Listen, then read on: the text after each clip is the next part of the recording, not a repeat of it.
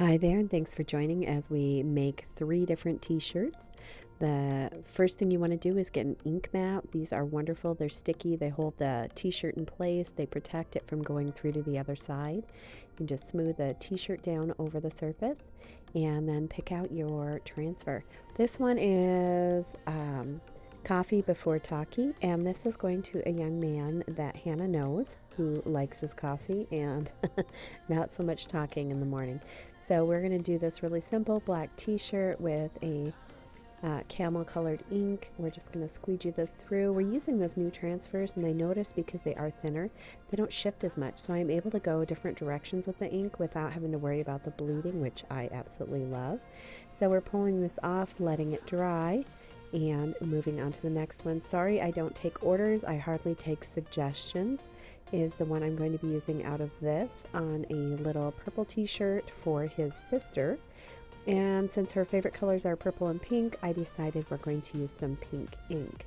So I've got the Couture Coral, using the ink mat once again in there, just placing it in there, smoothing it down.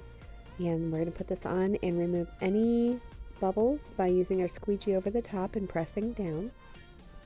And another simple squeegee on and pull off.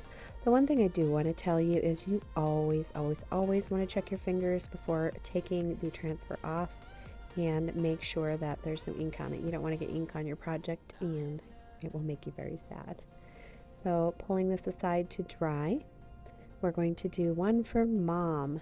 This one is Overthinking About Overthinking, and we're going to put it on a baseball tee using the ink mat once again. We're just going to place that in there, smooth it out, put the transfer back on, and we're going to use simple black ink here for Mom, and pressing the transfer out, getting all the air bubbles, and doing the same process over and over again.